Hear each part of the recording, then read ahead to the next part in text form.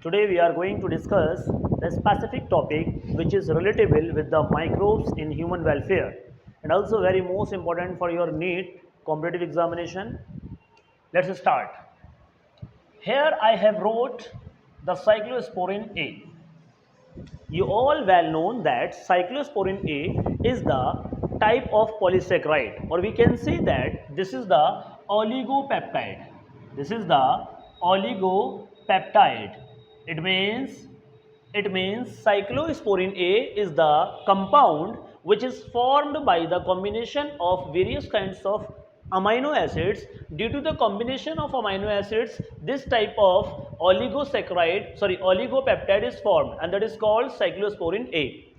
The cyclosporin A basically obtained from the specific fungus, and that particular fungus is called Tolypocladium inflatum, and this is the fungus. We can say that this particular substance is the extraction of this particular fungus, and this fungus basically used for immunosuppressive, this one is called immunosuppressive agent, right? It will work on our immune system, specific on T cells. It will show its own work on T cells. You all know that our immunity basically work by the help of the T cells as well as B cells. And here the cyclosporin A will start to perform its function on T cells for immunosuppression. Immuno means, you well know, immuno means relatable to immunity. Suppressive agent, it means that particular substance which is responsible for suppression. You know suppression, the activity will be hindered of that particular substance or that particular cells.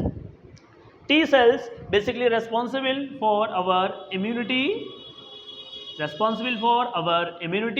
hence during the organ transplantation, this particular substance will be used for the suppression of our immune system, by which the activity of our immune system will be hindered and the transplantation process easily done or easily will be completed. So that cyclosporin A is not only for immunosuppressive agent, it is also anti-fungal, anti-inflammatory, right? So here we finally obtained that cyclosporin A is a type of the oligopeptide which is obtained from the Tolypocladium inflatum, which is a type of the fungus, and this fungus basically responsible for the extraction of the cyclosporin A, and cyclosporin A is the immunosuppressive agent, and this immunosuppressive agent will work on T cells, and due to working of cyclosporin A, the immunity will be hindered, and hence it is also antifungal and anti-inflammatory.